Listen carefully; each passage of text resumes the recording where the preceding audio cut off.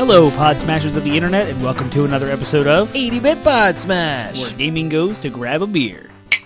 We are your hosts, Penguin and Termite, and we are a weekly video game podcast smashing together the ideas of video games with topics that you care about. Yeah! Tonight's episode, we will be doing another one the second one in our series that we call Gaming by the Decade.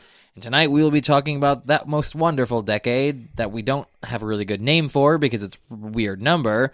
The zeros. The zeros, or a lot of people call it the aughts, which is like, sounds very like English to me, like, oh, I ought to be doing something. Yeah, but it's not that kind of, it's like AUGHT, Yep. which apparently is a word, it's like an English word for nothing. And I know we all speak English, but Yep. I mean like, it's like a very English word. All for naught, but without the N. Yeah. Right. So, aughts. So we're going to call it the aughts just because that's a little bit easier than saying the zeros or the 2000s. Turn of the millennium, maybe. I don't know. I like that. Easiest is going to be... Lots happened. It's going to be great. Stick with us. Crazy time for gaming. We started with the 90s in this series. Maybe we should have started with the 70s or the 80s. And worked our way chronologically. But that's no fun because we want to hit the ones that are really interesting. So they're all interesting in their own way. They are all interesting in their own way. Yes, every decade has its own special snowflake. Oh, is that where we're going now? I guess. Okay. But the aughts. So, yeah, we're going to be talking about that today. So I hope you look forward to it. In the meantime, what's a shaking and baking? There was something in the news today I want to talk about and I forgot. Wow. Yep. Completely gone. Disappointing. Yep. What happened? Devil May Cry 5 trailer is coming out tomorrow. Demo? Sorry. Yes, demo. And I'm super excited about it. I don't know. I didn't really see anything on the news feeds today that really caught my eye. So there was something. I don't remember what it was. I'm going to try and find it. And I'll fill the dead air while I look. That's boring. I know that there was some Mortal Kombat Shaggy from Scooby-Doo was officially declined. Oh. It's not happening, so you can just stop with the memes. Thank you. That's finally, because I was do you know what Shaggy the memes, is the do you know stupidest. how the memes started, though? Do you know how that meme I don't. started? Okay, so apparently there was some video that came out near the end of the year that was comparing Shaggy to a Super Saiyan. Specifically, like, in Dragon Ball Super, there's, like, a form you can make. It's, like, God Saiyan mode. Yeah. And so apparently there's some video that came out. It was either a video or a comic. I don't know why, but someone put a picture of Shaggy with the aura that comes with being, like, a God Saiyan. Oh, and so from then on, it just kind of evolved into basically like Shaggy as Chuck Norris, like in the same way that, in the decade that we're talking about, in the same way that in the like mid to late 2000s, we all talked about Chuck Norris having like omnipotent godlike powers. Yeah. That's kind of like what's happened with Shaggy in just the last month. So for example, they took memes of like interviews from the live action Scooby-Doo movie, and they would just take stills from those interviews and then caption it with, the actors saying things like, oh yeah, Shaggy would take a break and then like the dead would rise, or like there was no special effects in this movie, it was just Shaggy like resurrecting people from the dead or whatever, like ridiculous. Just completely ridiculous. Yeah, just Shaggy. Shaggy has become Chuck Norris basically. Yeah. So, some people find it funny. It's kind of growing on me, but at first I was just very confused. I was very like, why Shaggy of all people? So yeah, it's just a weird meme. It's just one of those things that annoyed me initially, and it continued to go on. I was like, this is dumb. Come on, guys. People just latch. That's how the internet works. They just kind of latch on to something and make it. But like, there's probably a million things out there that I thoroughly enjoy and think are hilarious that other people are like, right. Come on. I imagine that like people. I imagine that some people our age, when we as kids were like making Chuck Norris jokes, they were like, Chuck Norris, are you kidding me? That stupid like, and we thought that was awesome. Washed up actor from Walker, Texas Ranger in the late 90s. Like, you're really fixating on him. Like, I imagine there was the same parallel there. But you have like 10 seconds to find this. No, I already know what it is. Oh, okay. Then, yep. Microsoft Studios becomes Xbox Game Studios. I thought that was pretty cool. Microsoft continues to be shaking up their situation over there. I'm very, very excited about E3 this year. There's like, what is Microsoft going to do? They're continuing to do stuff. Crackdown 3 is coming soon, and as a goodwill measure, Crackdown 1 is free for everyone. That's just amazing. Like, seriously, that's Devil May Cry came out, the 5. It'd be really sweet if I could go back and play 1 for 1 free. through 4, or yeah. any of them for free. Yeah. That'd be cool. Especially 2. 2 is like the weird I hated 2. stepchild Yeah, of... but I don't know. Anyway, the point was Microsoft did a really cool, like, gamer-focused, friendly thing that's just like a goodwill move for no reason. Crackdown 1 is free. Apparently, they're also... There was I don't know if it was a leak or what, but there was something that it seems very likely that Xbox Live is going to be extending to the Switch platform. Yeah, I did see about that too. Mm-hmm. Which is really interesting. It seems like it'd just be an app that you can like log into Yeah. and see and track your friends list, achievements, Right, community exactly. boards, But etc. theoretically, you'd be able to, if there are games that are on both platforms, I think it's you'd across- be able to earn trophies. So it would be, or cross-platform not trophies, friendly. earned achievements on your Switch. So yeah, I think it's interesting. It is. I think it's interesting. It doesn't, not so much in what it says about cross-platform play, though it does say a lot about cross-platform play. I think it says a lot about Microsoft's business strategy going forward. We very well may see a time where Microsoft's like, no, we're more of like they may even be more like a Steam platform that you download on whatever console. It could be. And then play their games exclusively through their platform on everything. That's on everything. So it's a weird thought to be potentially playing Xbox or whatever they call it, xCloud exclusive games on my PlayStation, but Microsoft exclusive. Yeah, that's a possible. But like you could theoretically be playing it on your PlayStation if they like made nice. And when you think about the streaming stuff they showed off, they're using their Azure supercomputers to stream everything. They're one of the spearheads. I mean, it makes and sense. EA, If you're losing in the hardware game, then start beating your competition in the software game and be like, you know what, you sell as many hardware things as you like. We're gonna make a ton of money off of a gaming platform, and then they can still sell their Xbox. Yep. I mean, there's no reason not to. Right. It's the same architecture as PCs. It's not much to put a bunch of hardware together in a box and sell it as an Xbox. For people who want to do that, yeah, and this is what we've speculated forever leading up to the new generation of consoles, what the PlayStation 5 looks like, what the next Microsoft console looks like. It's probably going to have different tiers. The basic cheap tier will just be a box that streams everything from the cloud. What's the difference between that and letting you stream it from your PlayStation or your Switch? So it's a logical progression. It's insane to think about that we could be playing Microsoft games on different platforms and PCs and etc. All those things, but it's crazy. Yeah. What's going to happen? It's potential. Yep, it's a lot of potential there. I kind of don't like it. It's a brave new world, man. I want there to be an exclusive new Xbox, and I want only Xbox exclusives on it. Why? Why do you want to limit yourself? Spend more money to play. It's not even about fewer games. I don't. It's like Halo belongs on an Xbox, not my Switch. It's like okay. I want Sonic belonged on Sega 20 years ago, and we're going to talk about that today. And it broke my heart to know that Sega stopped making hardware. Now Sonic not only is in Smash Brothers, which is amazing. Come on, like you want Sonic beating up on Mario and vice versa. Yeah, but it's good. Like there's Sonic games on Nintendo platforms. It's just the way that the cookie crumbles sometimes. And I don't want Microsoft to dissolve to software like Sega did. I want them to be a hardware contender. Well, who knows? As you have pointed out, maybe all of them will eventually dissolve into software. They probably will. Because that's what the future of computing looks like right now. It's expensive to develop anything in the physical world when you can just do the same thing in the digital one. So this was a really interesting banter topic. It was. We went on for quite a while. It was almost its own topic in and of itself. How about that? But let's wrap it up. And we may not be thrilled about the idea of streaming software games in the future, but doing this podcast is our favorite thing. Doing this podcast is our favorite thing. Favorite things. This is the first segment of our podcast where we like to update you on the thing that sometimes is not video game related that we're digging this week, that we're into, that we want to share with you so that hopefully you find or are inspired to find your next favorite thing. Mm-hmm.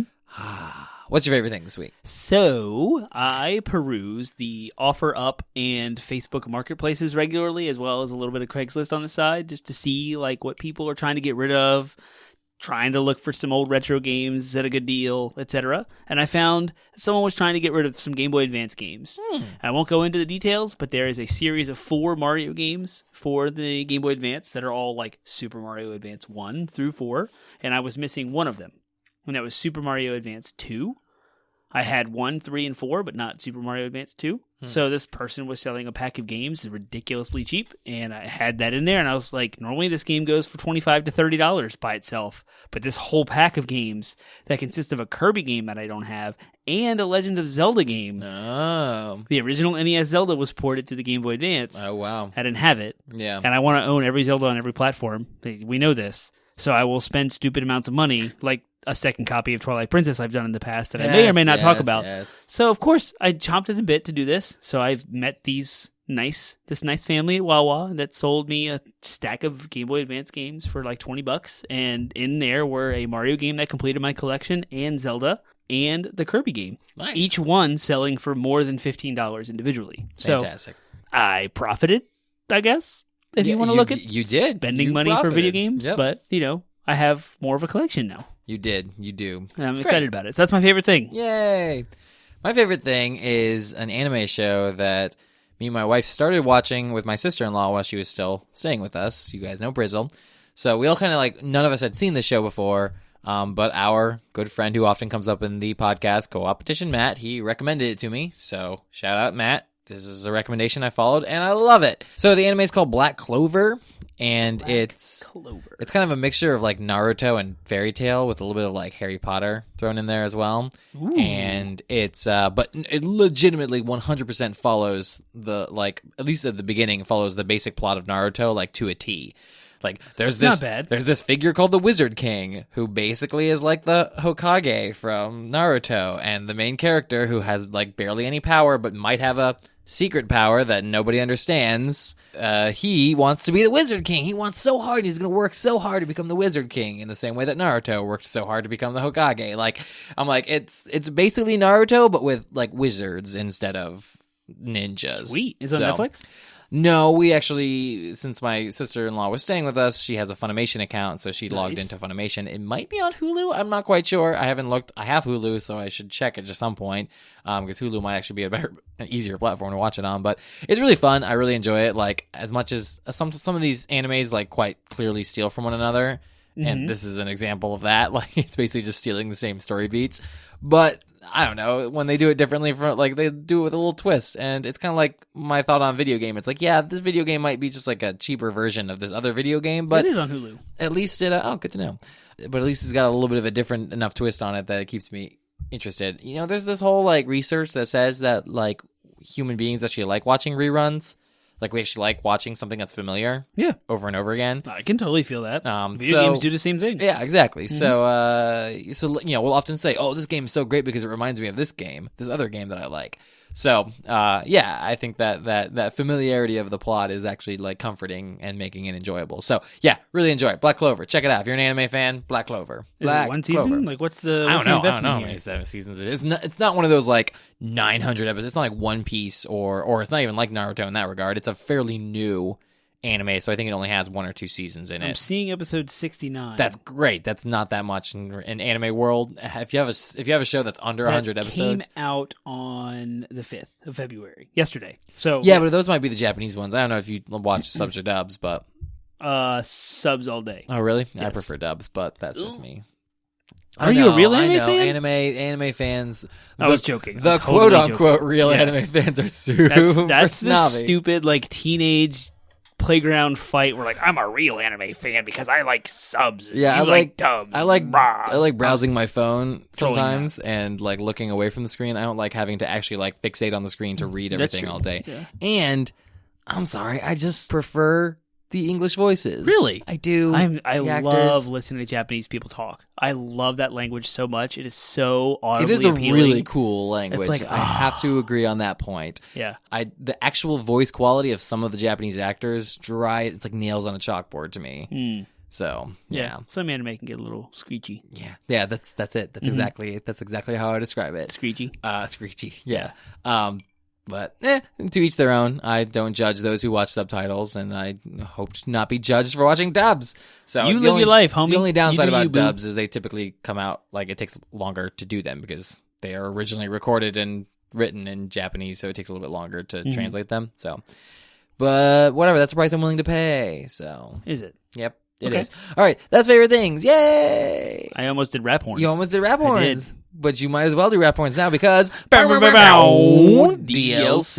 Downloadable content is the next segment of our podcast where we like to have a little fun, sub-gamey, kind of gimmicky discussion that you normally wouldn't have around video games, but you will tonight because we will be talking about it. So it gets your mind thinking about things you wouldn't normally think about. All right. So tonight for DLC, we're going to fall back on one of our favorite little structured games, which is the blank blank. Blank I love blank. how blank blank has kind of become the actual term for it, even though the real term, as Penguin has deemed it, is who would blank in a blank. That's dumb. It's blank blank. Blank blank. So the way that the blank blank works is it's structured after basically the old, when you're bored at work with your friends, you would often ask each other, hey, who do you think would win in a fight? Such and such character or such and such character. Yep. So that's what blank blank is inspired by, but it's not going to necessarily be who would win in a fight. We're going to pick a different contest, and then we're going to pick video game characters who we think would be interesting to without compete. knowing what we're each picking. Exactly. So one of us is going to pick the contest, the other one's going to pick the characters, and they're going to be video game related. So the characters at least. So do you want to do the contest or the characters today? I want to do the characters. All right, I will do the contest then. So these two characters are going to be competing in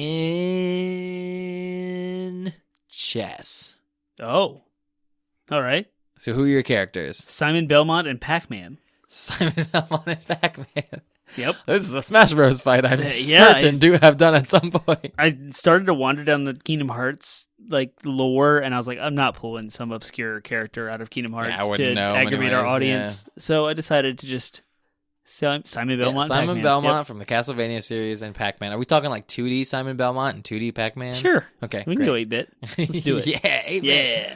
Great that they are both from the 8-bit era. I like that. They are. All right. Which is very indicative of my mindset. So Simon Belmont's probably actually familiar with chess, so that's kind of an advantage right off the bat. He's going to have opening strategies. He was raised in a wealthy family that probably used chess, as like a teaching tool. Yep. An educational tool. Pac-Man just wants to eat them because they look like dots. Which may actually play an advantage. If you eat all of your opponent's pieces, then you win, right? Yep. He just gets a power pellet, everything turns into a blue ghost, and he eats it and wins. In my mind, I picture Pac-Man as he's eating things, but the way that they depict Pac-Man in Smash Bros, it looks like he has a personality of some kind. Yeah. So I imagine he strikes me as kind of like a mathemat. He lives in a world where he has to do complicated mathematics. Does he have to do them in his head? Sure. Or he just chases the pellets or chases the ghosts? But there's got to be a math to it, especially to get the maximum high score. There is. To break the game. Yeah, you have to have a mathematical strategic understanding. It's basically with every power pellet, you have to get every single four. If you spend your entire day anticipating the movement of freaking ghosts, you're going to have a pretty good understanding of how chess works. That's true. If someone were to explain, all things considered equal, ceteris paribus is the Latin term for all things equal. Uh-huh. And thinking that both characters will know the rules inherently. Mm-hmm. You have Simon the educated one, but then you have it's almost like book smarts versus street smarts is how I'm thinking about it. So street smarts always win. Do they always win? Yeah. It's you can study something in a book all day long, but if you don't have any experience doing it, over and over and over and over and over again. But in this particular case, chess is a very educational and academic kind of contest. It is, but I can look at a book and study openings and closings and all the different types of strategies. But if you lay something in front of me, I can't react to it because I've never played it. Yeah, but chess isn't a game that's it's not like a video game where you have to react. Sure, it is. You have time. You do between each round. You have time between each move. You have a lot of time. It's a very slow, methodical game. There's a myriad of strategies for the black player, and there's a myriad of strategies for the white player because the white chess goes first. Yeah. Right. So there's openings for okay, I have nothing to react on. I'm only gonna execute this strategy. So I start, and then the person who's playing the black has to react to the white's opening and be like, oh, he's doing this strategy, so I need to react like this. I read about this in a book. Oh man, white just gave me something weird. Don't know how to do that. I'm done because you have no street experience. Okay, so are you then saying that Pac-Man would win in chess against Simon Belmont? If Pac-Man has the streets and Belmont only has the intellect. Okay. but I would think Belmont would have both. Belmont would probably have a little bit of both. So then, does that change your answer? I would say Belmont would win. You say Belmont would Yeah, win? Simon. Yeah. Okay. I'm gonna lean towards Simon on this one as well. But if Pac-Man wins, it's the ultimate troll win. It is the ultimate troll win. Just like in Smash. Just like in Smash, whenever you beat me with Pac-Man, it's the greatest shame. It is. When's the last time I did that? When's the last time I ever beat you in Smash? That's true. I also have my handful of troll characters that I enjoy. Yes. I think enjoy on Duck Hunt. Super Bowl Sunday, we played 15 or so rounds, and I only won 2. We were fairly inebriated too, so And I was, at least I was. I so. won with Ike barely because of luck, and then I destroyed you with Samus. You did which was destroy me with awesome, Samus. and I'll take. But who was that. I playing with? Daisy. Daisy. I was playing Daisy. Yeah, I'm trying to get better with Daisy/Peach because I love them as troll characters. Right. Love them so much. So I don't know if that means you're just really bad with Daisy, or really I bad bomber with Daisy. peaked with Samus. You might have bomber peaked. You might have been. It might have been a mixture of both. I think so. Because you like three smash. You like I three stock. Yeah, I three-stocked you. I destroyed Crazy. you. It was awesome. Crazy. So All Simon right. Belmont's probably the winner of this chess match. I agree. All All right. right. Bow, bow, bow, bow. Bow, bow, bow. DLC is over. Bow, bow, bow, bow. Wow, wow. Cool. Well, that was a nice little retro twist in a not so retro conversation. We are going to have a retro conversation. But the odds aren't really retro. 8 years ago, 9 years ago. Your consideration of the passage of time is 9 very years. That's over a Sure, console that's the generation time. ago. Yeah, that's several console generations ago. If you look at the actual consoles that were released, which we will talk about at those times. You know how much like happens in 2000. 9 years? Yeah, but You don't think 9 years is retro? I don't think it's retro. But That's a different that's conversation. just a nomenclature thing. Yeah, that's a whole different conversation. So we've had that conversation before on this podcast. But so, anyways, yeah, we're talking about the aughts. Yes. Gaming by the decade. The way we break down these episodes, it's a little bit different from typically we kind of like walk through a bunch of questions, and though we do have questions to frame our conversation, it's more structured in such a way where we're breaking it down from we're going to look at the cultural elements that contributed to video games in the 2000s.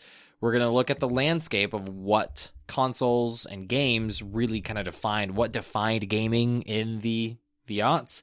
And then the last thing we're going to do is we're actually going to look at some of the business, how the business changed, how the business was really shaped by this decade, or like what the business looked like in this decade based on the technology that was available. Mm-hmm.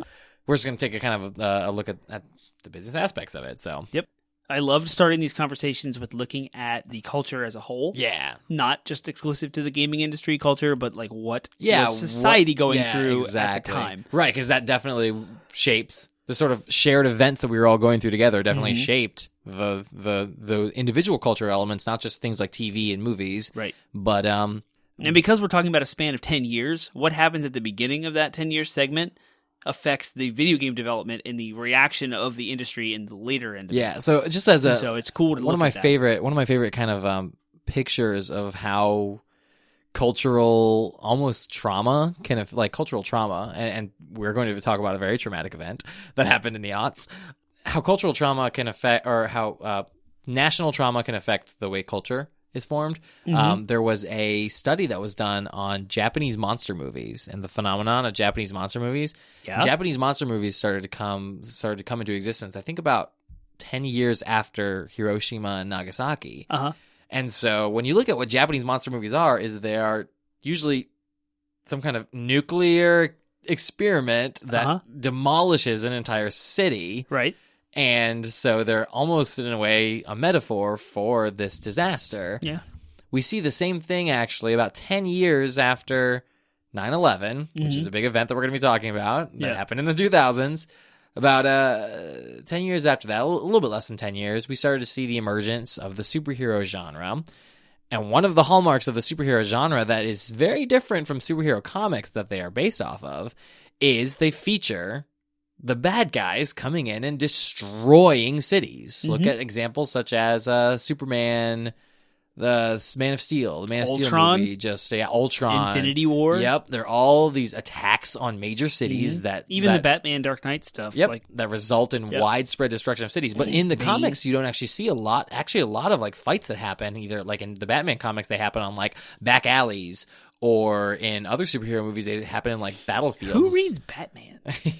Dude, Batman comics are amazing. But it's DC. But they don't have these like big. If they do have like if they do have a fight in a city, it usually happens like on a rooftop, and it's usually like a ticking time bomb thing. But the bomb never actually goes off, so you don't actually see in the comics this widespread destruction. But like because of the it's like the theory is that the culture that comes out of these cultural events or these massive national scale events that cause like the trauma on the populace, that our culture comes out and it's our way of processing the events that happen. Yeah. So the Japanese monster movies were a way of them as a culture coming to terms with this horrible thing that happened to them. And in the same way too, for us, like these like city destroying movies are all a way for us to kind of like come to terms with what happened in 9/11. Yeah.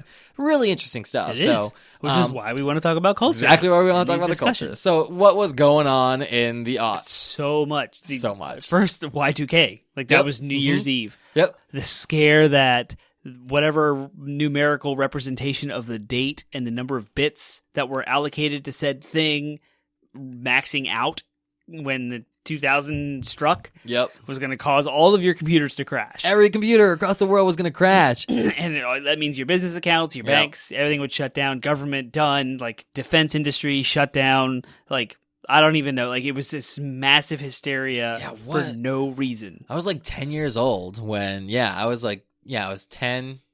I was either 9 or 10 years old because my birthday is right smack dab in the middle of the year. So I guess I would have been 9 at the turn of at Y2K. Yeah. And definitely elementary school. But I remember people talking about Y2K, like people talking around me, adults talking about it around me and being like, oh my gosh, like we need to make sure we stock our basements because like society's going to collapse. People are going to be like, it's going to be nuts. So we're all like counting down like what's going to happen. And then like nothing happened. Nothing happened the next day. Everything was fine. Yeah. Crazy. I had my computer turned on at home.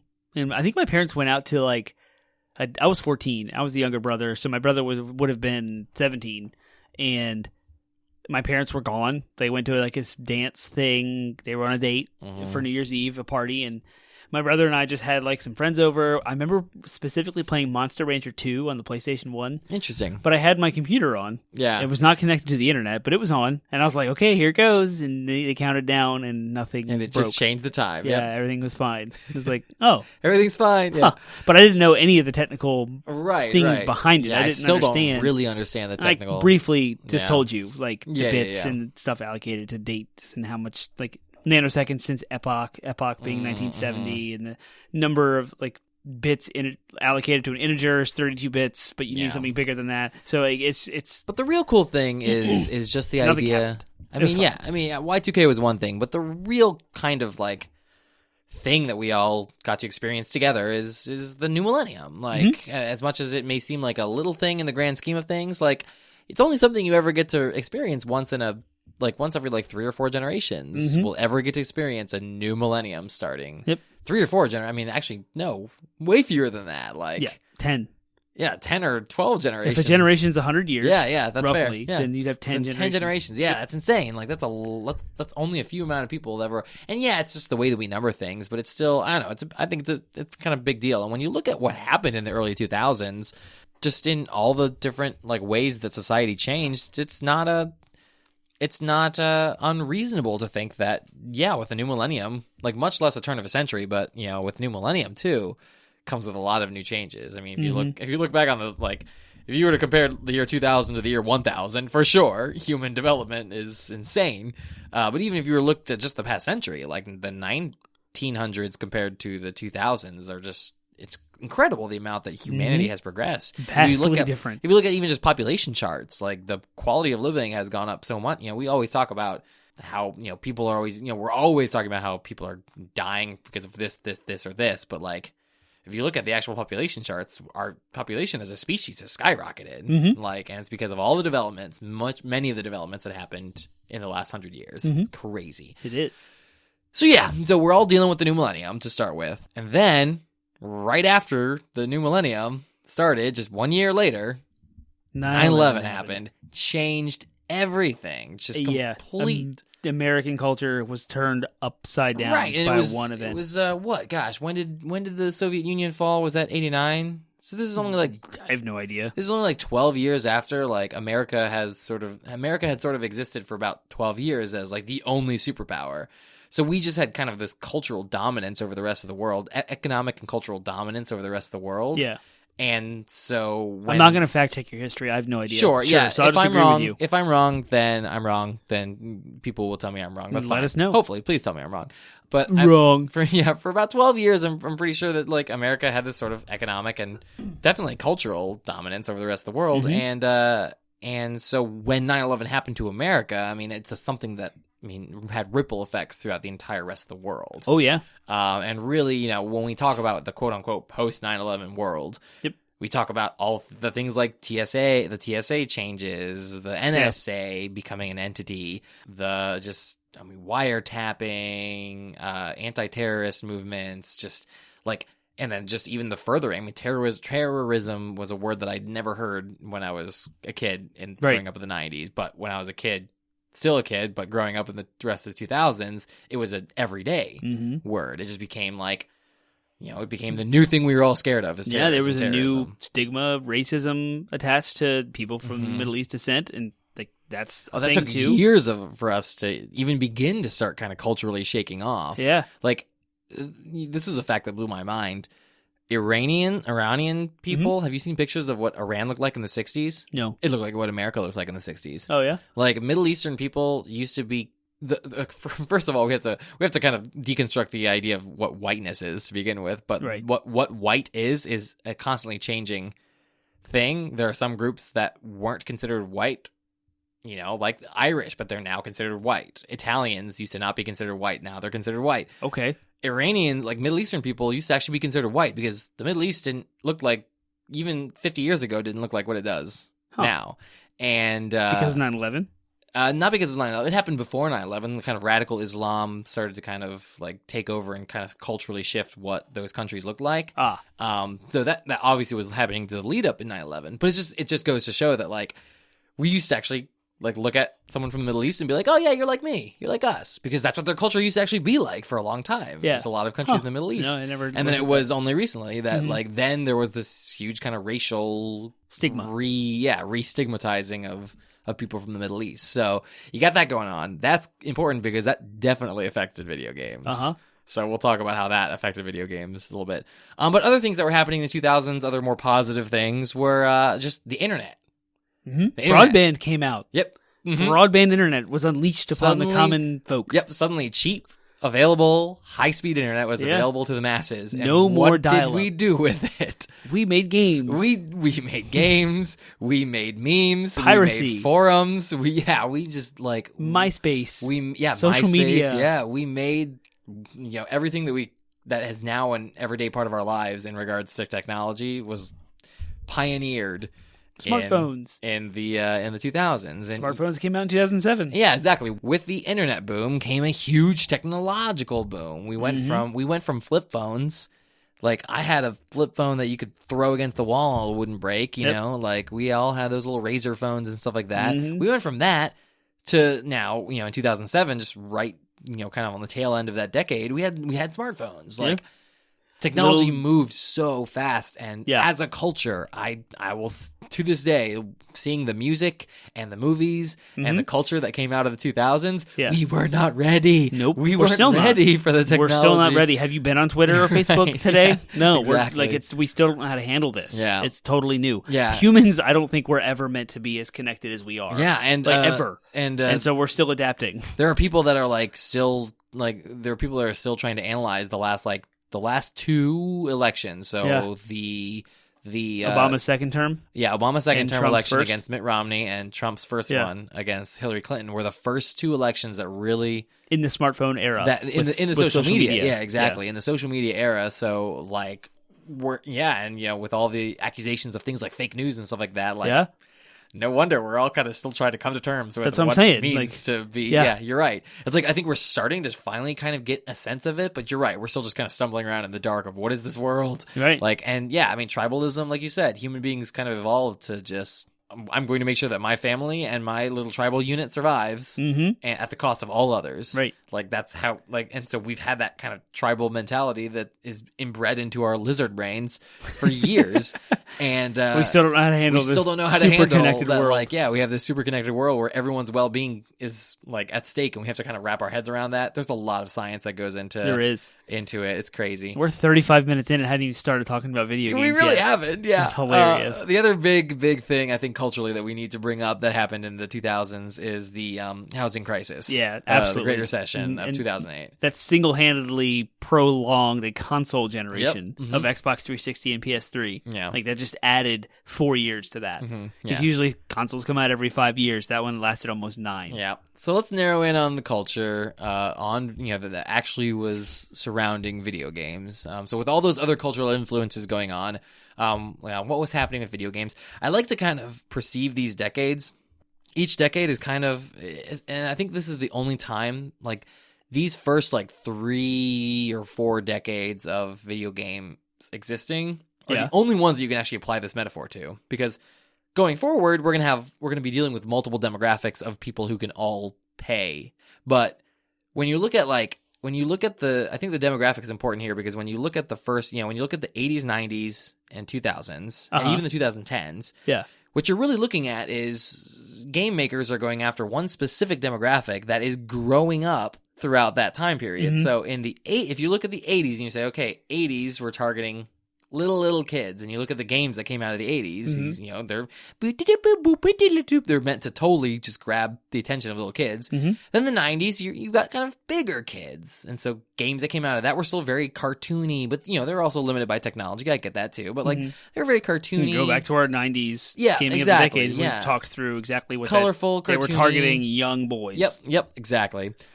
Then the 2000s come around, and this target demographic has changed again, and now they are teenagers. So what sells for teenagers is emo. Yeah, edgy. I can only say like edgy, gritty, realistic shooters. It kind of did. And that's kind of like what came out of the 2000s. Is everything got dark. It did. Everything got gritty. And then, when you factor in, again, that kind of post 9/11 world where, we're on the war on terror, like, it's some really weird kind of things coming out of the video game world in that regard. I mean, if you look at franchises such as Call of Duty and Battlefield, I mean, you are American soldiers, almost exclusively American soldiers, going around and killing whatever particular enemies of America were in the popular culture at that time, who happened to be the most popular. Or just aliens, foreigners, foreign entities. Who are the most popular punching? Who are the most popular punching bags of the 2000s? Things different just than you. Terrorists in general. Yeah, sure. Yeah, exactly. So that was just So I like to think of the 2000s as the edgy teenage years of the video game industry. Heck, even Nintendo kind of bought into that. Yeah. We can go into some more details about that later. Yeah, exactly. But I like to say that if the 90s are like innocent child years of the gaming industry, and lightning and action and violence and and like dark. Everything was. I just like when I think back of the games. Now it's dark. Like in the aughts, it was dark and edgy. Like going from the 90s where everything was in your face, explosions, lightning, etc. Now in the aughts, it was like toned down, like even just darker colors, grayscale, gray like filters, emotions, and just like this dark realism and violent type of the games. Space Marine. The Space Marine was just the absolute yep. You could take about 10 different games from the 2000s and put all their main characters up on the screen, the player characters, and they're almost all indistinguishable from one another because they're all just like gritty Space Marines, gritty, emotionless Space Marines. We're talking about the most successful, the money makers, the big quote AAA broad strokes, very broad strokes. There's a million nuanced JRPGs and different types of things that came out in this time. Well, even that were games not even like close. Jak and Daxter, Ratchet and Clank, there were still, we don't want to diminish. In fact, we even have a point written down here. We do not want to diminish the creative just range of games that came out in this year. Yeah. But there's reasons behind that as well, that we'll explore. But nevertheless, just kind of, what, like you're saying, the games that were making the headlines were, a lot of them at least, I won't say all of them, but a lot of them were these dark, gritty games. In that, though, I will say the positive of that is game makers, I think, felt more free to explore more, adult themes. Mm-hmm. So we got games like BioShock in that time frame. Mm-hmm. We got Far Cry. We got these games Metal that are Gear just Solid 2. Yeah, yeah. We're getting we started Zone of see Enders. games that were coming out that were like not just so there's this artistic Halo. side of that too that really got to Mm-hmm. be explored. So, Yeah.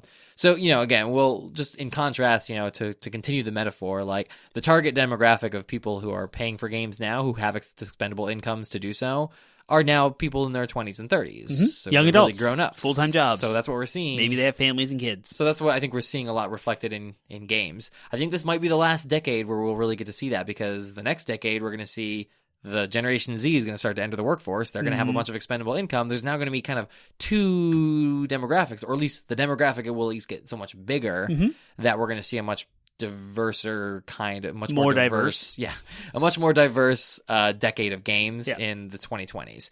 Can't wait. It'll be great, but it's just kind of interesting that like the mighty will fall. The mighty veterans of the old guard of gaming, us who grew up with it, we're no longer going to be the ones who have the controlling interest. We'll be handing it off to the next generation, which has never happened before. Exactly. Never. Yeah. So there's only been one giant Target generation of demographic. games Yep. ever. It started in the 70s, and the people who were making games in the 70s are now 40 years older and retired, and a new generation of gamers is now at the helm of developing games for the first time ever. And then this generation of gamers will hand it off to a new generation of gamers, which is still unprecedented. Yeah. It's that new. Like, it's awesome. Yeah, it's great. So, but we're still, again, it's going to be a brave new world, but the 2000s were kind of, we just wanted to highlight that, like, that's what the demographic was at that point in time. Yep. It was kids in their teenage years who were getting part-time jobs and buying games, or at best it was very, very young adults buying games, still coming out of this weird 2000s world where everything was, and it was still adults significantly upheaval. Older than them selling and making games to them. Yep, exactly. Which is now diminishing. And many of them were adults who were buying them for, again, people's parents buying games for their teenage sons. Yeah. And it was just and again with all the cultural things going on, like it was a world where like cool and edgy and dark were like selling words. Yeah. So cool. Well, let's talk about the landscape then. What were the consoles and games that really, that made the decade what it was? All right. So the decade is split in half almost exactly in the 2005-2006 time. So I'm going to say started with Sega. The Dreamcast came out in 1998 and it left in 2001. So we saw a giant player in the console wars leave. Boom. After a failure of the Dreamcast. Dreamcast. I know. So good. It's so sad. It's so sad. I have one sitting on my shelf. I love it. This was, quote, the 128-bit era where it doesn't make any sense because the bits were the size of the instructions sent to the CPU, and we don't even have 128-bit processors today. It was a marketing tactic of the time. It was a complete lie and sham. Only Sony and Sega used that term in their selling points in their consoles. So, with the Dreamcast, which failed, PlayStation 2 entered the scene. There's a reason we dropped it. It's because it's a lie. It's not true. There's no such a thing as a 128-bit processor. We'll talk about and it's pointless to even have one because you don't need it. We'll talk about the 7th generation changed the name scheme for good. But let's So in the year 2000, PlayStation 2 came out. At the same time, DVDs were starting to come out onto the scene, and PlayStation 2 was using those DVDs as its medium for games. It was the very first console we ever saw with any backward compatibility possibilities, which is crazy to think about. I just think it's crazy that they could play DVDs, like, because that was it. You convinced your parents to get a PlayStation 2 because it was also a DVD player, and it was just as expensive. Yeah, like DVD players were nuts. I can't believe how expensive they were. And PlayStation 2s were like $300, and they were the same price as DVD players. So you might as well upgrade everything, right? Yep. And it went on to become the best-selling console of all time at 155 million units sold. Now, granted, there was there's a slim model and a fat model, and it continued. PlayStation or Sony supported that console longer than they've ever supported anything, so that happened.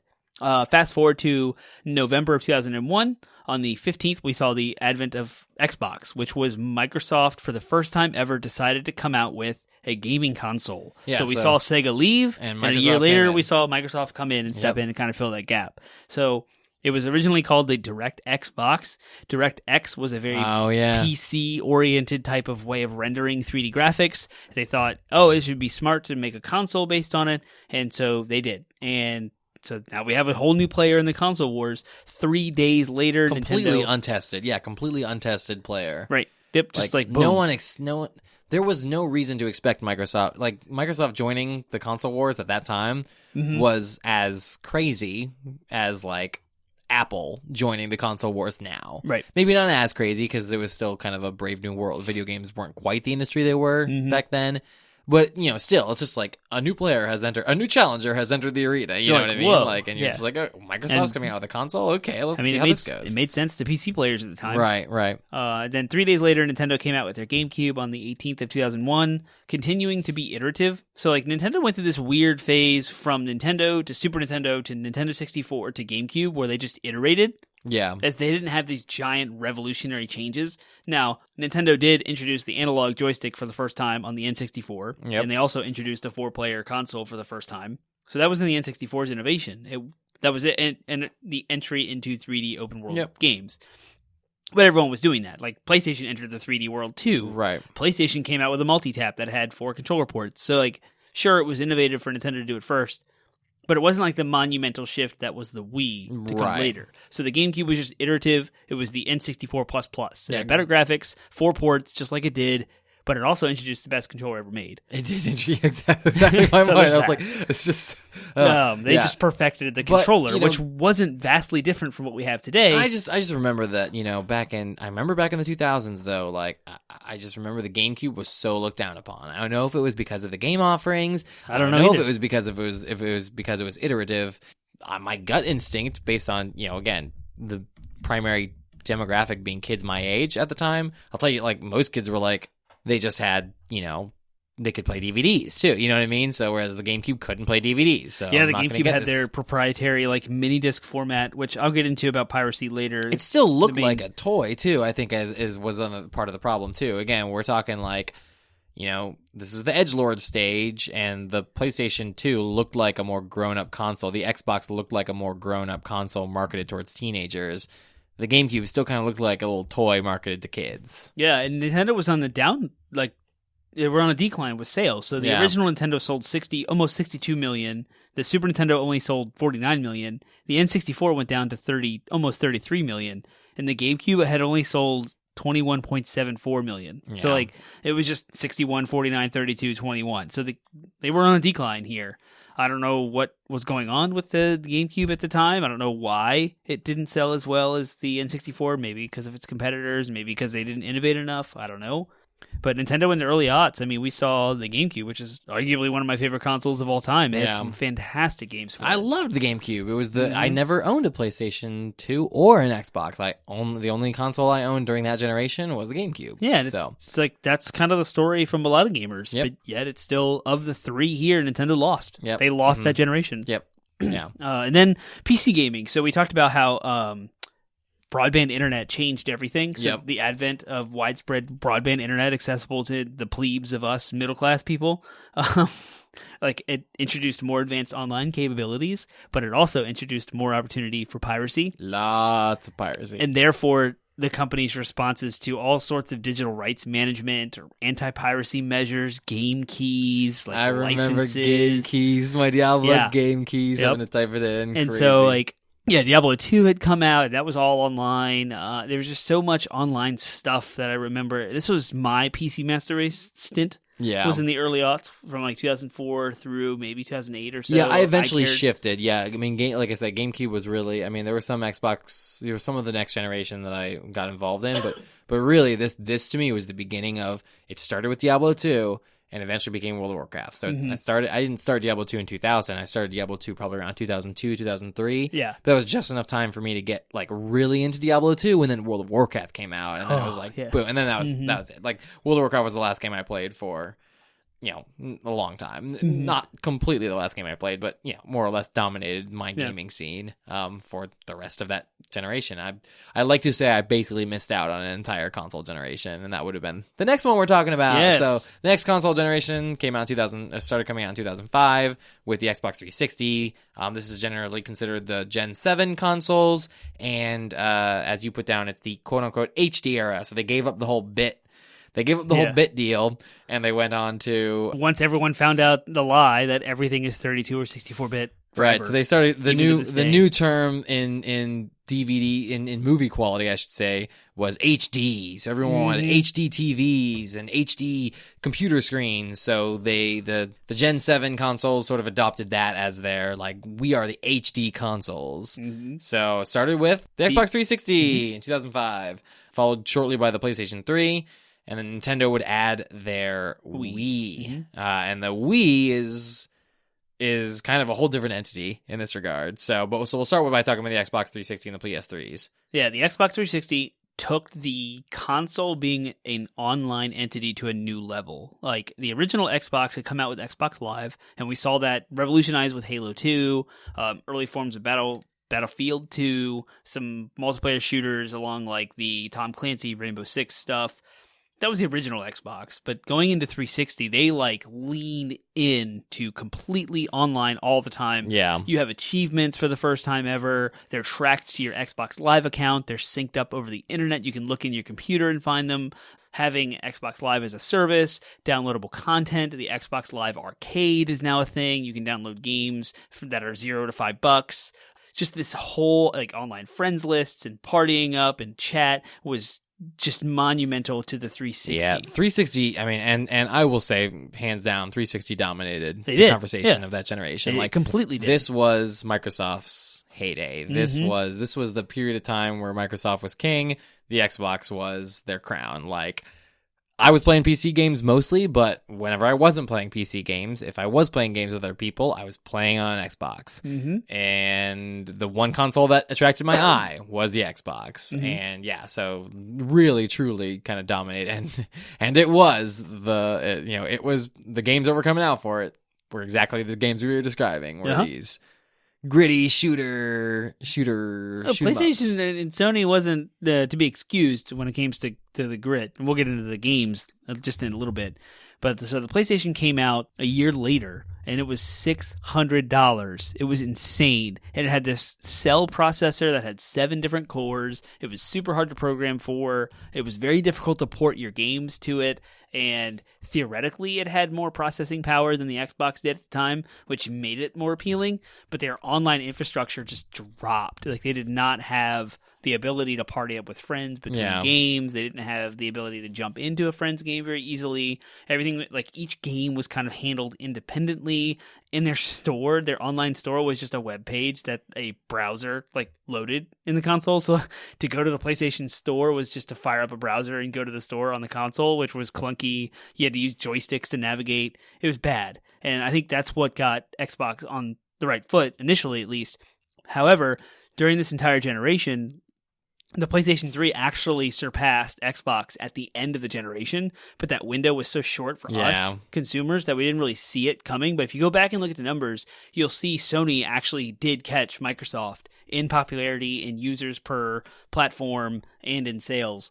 The PlayStation 3 rocketed to success. Nice. Which launched the PlayStation 4. PlayStation, they just completely capitalized on Microsoft's failure and flop with the Xbox One's initial stuff, but that's this generation. That's 2010. That's too new. I do want to talk about with all of the Xbox 360, the PS3, and where PC gaming was at the time, there was this revolutionary use of physics that was kind of spearheaded by Half-Life 2 and Doom 3. Doom 3 had this expansion to it that had a physics gun, but Half-Life 2 had a physics gun, a thing that you use to grab objects in gravity the game. Gun? Yeah, the gravity gun. And set up puzzles and platforms and stuff. Buoyancy was added to games. This was huge because in the older generations, we just had the entrance into a 3D open world that you could explore and go as you want. But now we're having actual properties of physics added to our games in real time. And that was huge. That changed all of what we could do with gaming. There's also this new technique that came about in this generation called normal mapping. And what that means is like faking a texture, which used to just be a flat picture. Yeah. So if you wanted to make a tree, you'd go outside and you'd take a picture of some tree bark, and you would then use that tree bark picture as your texture in the game to make your tree look real. Mhm. Now we have this way of like mapping the textures to make it look like it's 3D by reacting to light in a certain way. So it's called normal mapping. And again, Doom 3 did that. Specifically, I want to call out the Chronicles of Riddick, Escape from Butcher Bay for Xbox. Like, did that first almost, like in Doom 3. They were like together. So we're seeing new technology come about with the increased hardware. And then the 360 and the PS3 kind of like pushed it a step farther. And so now we're starting to see games that tell stories in real time that we've never had before. Yeah, this isn't even talking about Nintendo. We hadn't even got there yet. Yeah. So speaking of Nintendo, they decided to come out with a pretty revolutionary idea, especially at the time. When you look back and say, wow, that came out in when did that come out? The Wii came out and it didn't have as much graphical fidelity as its competitors, but it introduced this crazy idea called motion controls, which is something that Wii gamers, that ever since I was a kid in the 90s, it was almost exactly what I wanted. Like when I first saw it described, I was like, this is incredible. This is going to be a game changer. Didn't end up quite being the game changer that, I think I imagined it would be when I was a kid. But it still was something that sold just a jillion copies. Like it was an incredible console, and it really started to attract a demographic beyond the gamer demographic. You had elderly people buying the Wii for the Wii Fit game. You had Wii Sports it was bundled with the Wii. Yeah, you had families. And you could bowl with the Wii. Exactly. And you stand up and you bowl like in real life. And that's why that's why, again, it wasn't just, again, when parents bought consoles in the past, it was because they, bought them so that their kids could play them. Now you saw family units buying Wiis and playing them together. Yeah. That was crazy, completely game-changing, completely revolutionized what gaming could be. So as much as the Wii might not have sold as well as its competitors, and as much as the Wii might not have even sold as well as... It's Nintendo's greatest selling console, other than the 3DS platform or the DS stuff. Of the mainline consoles, the Wii sold 101 million. Yeah, it was just crazy. So it is. So even though it might not have sold ultimately as well as its handheld consoles, it did sell the best of its mainline consoles, and... Again, they were trying something that hadn't been tried before. They were trying something. They were saying, "Hey, you know who else could appreciate games more than just males in their teens and 20s and 30s? Yep. Who grew up playing these things. Let's get mom and dad. Let's get moms and dads. And grandpa. Exactly. Yep. Let's get the young. Let's get the kids. littles. Yeah. Let's get the littles. We're all playing gonna play this. together. Yep. Exactly. So Nintendo did something completely different in the Wii, and we've seen Nintendo kind of. I would say, if that was the quote unquote weirdest they got, they have kind of backed down a little bit. The Switch is a little bit more accessible to people of all.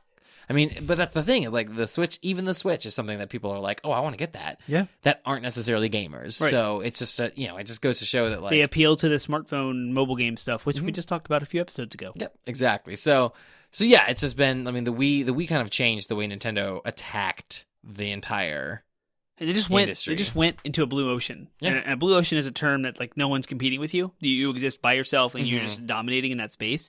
And that's because the PlayStation and the Xbox sought after the HD era, the most modern graphical fidelity, toughest hardware, pushing limits. And Nintendo's like, you know what? Y'all can have that. Here's our Wii. It's not HD. It's 480p. It hooks up to every TV you currently own, so you don't need to go buy your new HD TV finagled thing. It hooks up to your old CRT monitors, your flat panel monitors. It don't even matter. It's easy and it's cheaper. So the Wii came out like $250. The PlayStation was $600, and the Xbox 360 was like $400 or $500. So that's, I think, all those factors led to the Wii's accessibility. Plus the Wiimote, the motion controls that was very simple, like a TV remote. Yeah. So let's talk about the games that define this generation. We'll talk about.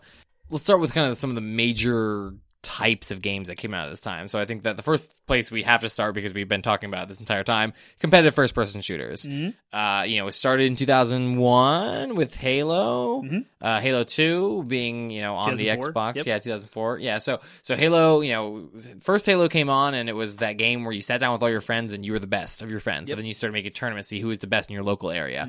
Then when Halo 2 came out and the ability to connect the Xbox to online became, and matchmaking systems became even more robust, suddenly this whole new genre emerged of competitive first-person shooters, where you got on and you started playing people online, and you then got to prove that you were like the best in the nation or the best in the world, or more likely, it proved that you weren't actually as good as you thought you were. Yeah. From Halo, then with Halo taking that and making it a successful franchise, really, it's not just franchise but genre of game. Like, you then saw your Call of Duties and Battlefields, which are still going on to this day, and are still kind of like what people think about when they think about first-person shooters. I remember like the first season of House of Cards, they wanted to make a big point how Frank, Kevin Spacey's character, played video games. So what video games did they choose to show him playing? It was a competitive first-person shooter. So FPS games became the new thing. Don't forget Gears of War too. Yeah, Gears of War. From 360.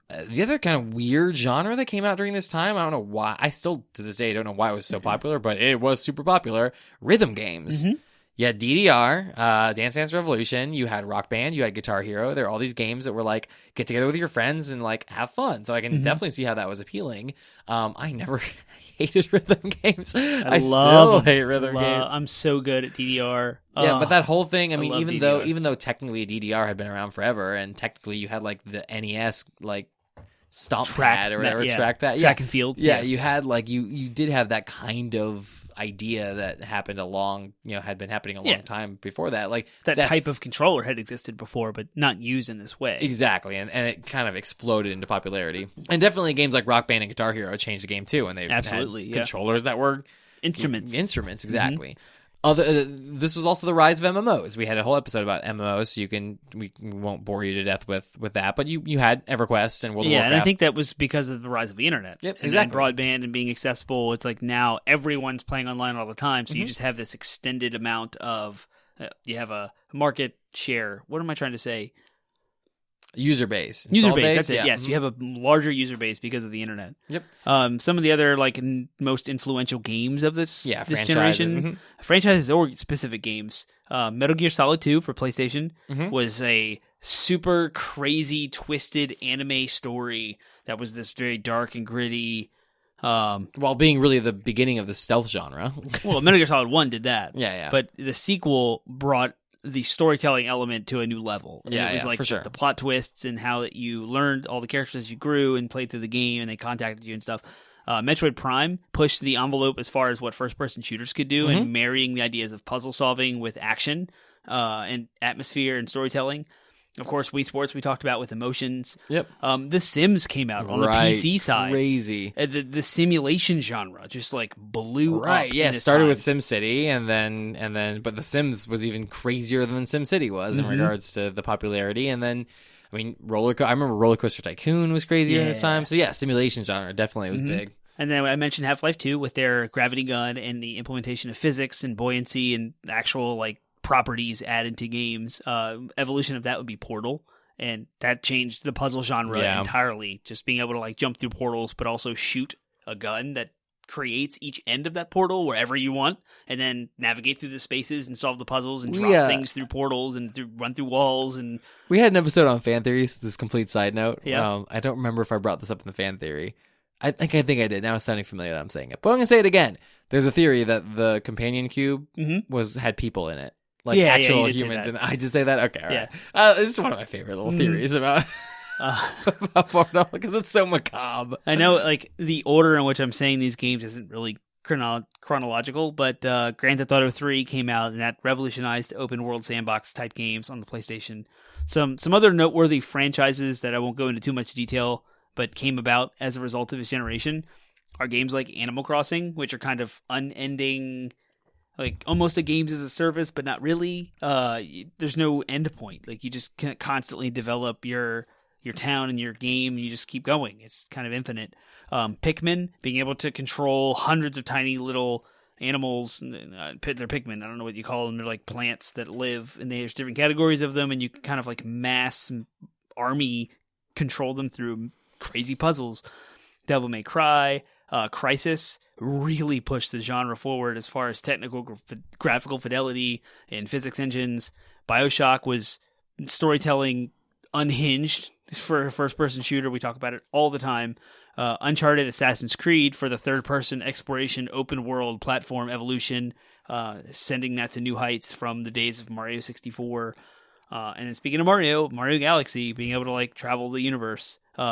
But I really want to highlight these like gritty games. So Devil May Cry was dark and gritty. BioShock was dark and gritty. The Batman Arkham City game, the Arkham like franchise was dark and gritty. Metroid Prime, Metal Gear Solid, like Borderlands, all these things that Gears of War, everything was hyper violent, hyper realistic, and dark. Yeah. And I'm just gonna just so you guys get a sense of like the kinds of franchises that came out of this. Literally, I've got pulled up the Wikipedia article that says notable video game franchises established in the 2000s, meaning they hadn't had prior entries from the 90s. I'm not even going to go through all of them, but I'm just going to hit some like highlights of them that I'm like seeing as I go by that we haven't already talked about. But I'm seeing so God of War came out during this time, Deus Ex, Fable, freaking Monster Hunter, Mass Effect, Max Payne. Left 4 Dead, Just Cause, Infamous, Jack Daxter, Hitman. Oh my gosh, like, yeah, it's insane. Perfect Dark, Red Faction, RuneScape.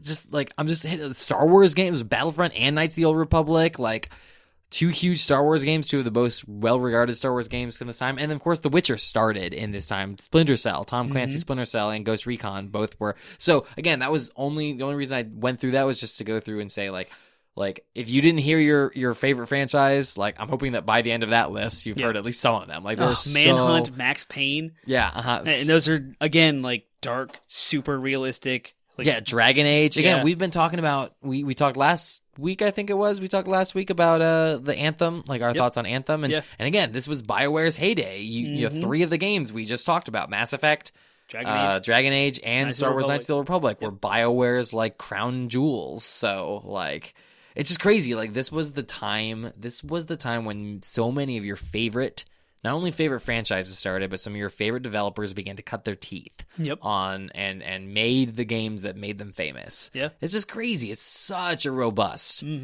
decade. But we'd be remiss if we didn't spend some time talking about the business side of things. So let's move on from the landscape and talk about our last section, which is, let's talk about the business. What did the business look like, and how did the business differ from what it looks like now? So, in case you didn't know, there are tons of games that came out in this generation, this 10-year span. Tons of games. And this is because gaming publishers and developers relied solely on the sales of single titles. Yep. It's no longer this. We didn't have games as a service at the time. We didn't have DLC in its current form. We didn't have microtransactions. I mean, they were in their infancy. We'll talk about that in a minute. But like, it was really just based on how much money can you make from selling this one single title. Well, how can you make the most money? Produce as many single titles as you absolutely can. Yeah, exactly. Just churn out game after game after game after game. And so this 10-year span probably had more games in it than we've seen in any 10-year span of gaming history. Yeah, so for as much as we give like a hard time to the overall trends in the genre being like darker and grittier, like, if you actually look at the range of games that came out in the 2000s, it's so incredibly creative. Like, there are so many different types of games coming out. Like, you had a range of like Jack and Daxter and Dark Cloud games that like still had that very colorful platformy ideas that came out of the 2000s. You still had that, while also having these games like Call of Duty and Battlefield, Gears of War, where it's very visceral and things not meant for, you know, what you typically think of kids.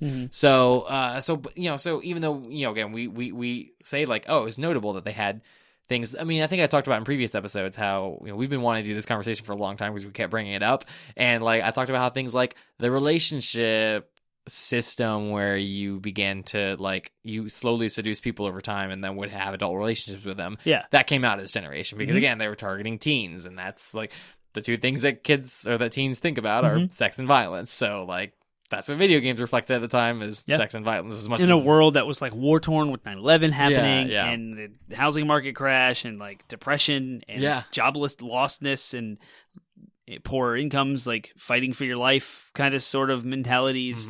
Maybe I'm like exacerbating that thought, but I wanted to talk about one other thing I think I missed when I said this is the most prolific 10 years of gaming history. Maybe not by the numbers, but at least the quality. Sure. What we've got is the number of quality games, because there was a gaming crash in the 80s also like where the market was completely flooded with trash games, and the market kind of fell apart, and then the Nintendo came out with the NES, and they even wanted to deviate from the idea that they were making a video game console, and they wanted to go to toys. And so like that whole thing happened in the 80s. I don't want to diminish that.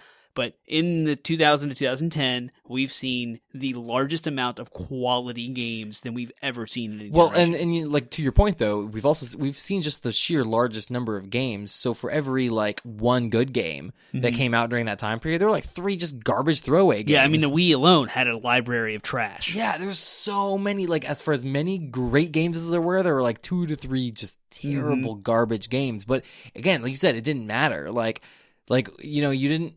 So now in the 2010s, MMOs in the aughts were experimenting with what would become the business model of the 2010s, which is engagement. Player engagement is money. Player engagement. The way the business model has changed is in the 2000s it was we just want you to buy our games. Right. In the 2010s it's we want you to play our game, one or two games for as long as we can possibly get you to play it. Yeah. And that was experimented by games like World of Warcraft and Diablo. So yes, that model had its infancy in the 2000s, but it really became popular. Now you see that's what the model is. But since you didn't have, that model in the 2000s, since you had people just, game makers were like, oh yeah, they're going to play our game for as long as they can play it, 20 to 30 hours or whatever, and then they're going to play another game. Like, that's why, I had brought up earlier in regards to like anime, I had said like, yeah, I don't really mind watching something that, I've seen this before, just repackaged in a different flavor. Like that's what gaming was. Like you're like, cool, I'm done playing this game. I'm going to now play this very similar game because it still feels like this other game. Yep. And you don't even know it. It's makes me feel like I've extended it. Yeah, exactly. So I'm going to play I'm even just trying to think about it. Like I've gotten the most I can out of Call of Duty. I'm going to switch over to Battlefield because it still gives me the same feeling that I get while I'm playing Call of Duty. But like now game makers do that by like just extending the life of existing games. Yeah. So Destiny, Anthem, like all these games as a service games, like they're meant to Rainbow Six Siege. Yeah, they're meant to just like Fortnite like 3 even. years. It's meant to just like keep you engaged in it so they The idea of constantly update seasons it. and patches and content additions. Yep. Yeah, so all of that was like experimented with during the aughts, but didn't really like land on its feet until the 2010s. And I think where one caveat to that you haven't mentioned yet was the advent of mobile games and browser games. So we saw in 2007 the cell phone came out and the App Store came out. Both Android and Apple started to experiment with the idea of putting games out on cell phones. And because there wasn't a lot of stuff out there and it's a mobile platform, they wanted you to buy these like the currency systems that we've talked about in the last couple of episodes of this podcast with the mobile, like the microtransactions. They started with mobile games because they realized if the game is free or very, very cheap, you could extend their interactivity and their prolonged attachment to said title by just offering these little microtransactions. Well, it was very successful. And with the advent of social media and its infancy, it was all about attraction and getting as many clicks, shares, likes, and follows, at least initially, to get that momentum up so you could expand your market share and you would be able to nickel and dime them for their tiny stuff. So we remember Farmville, remember Angry Birds. I mean, like those browser games like Newgrounds, etc.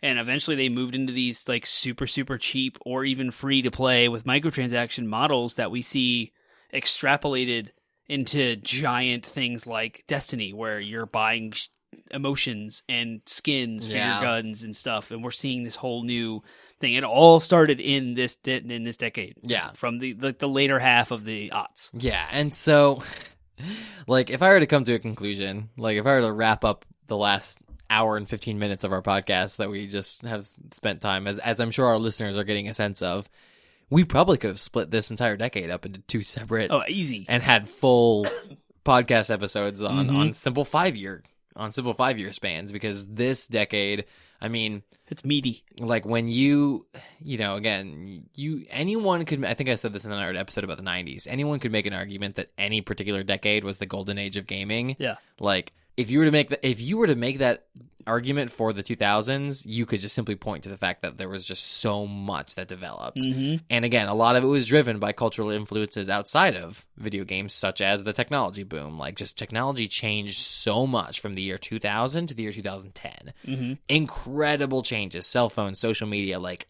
that decade. Like, I don't think we've seen technology progress like more in a decade than we had in the 2010. Yeah. So just what human beings were capable of, like, really drove what video games were capable of. And there's so much to unpack. And, we probably missed so much. There's probably going to be like, I can't believe you guys didn't talk about this. But, like, we filled up this episode with as much that we could talk about in the 2000s. And I even completely missed Sony's angst with Resistance, Killzone, and Infamous. They're all there. They were all Sony angst, too. Yeah. So, it's not immune. None of the consoles were immune to it. Exactly. So Nintendo had darker Luigi's Mansion. Yep.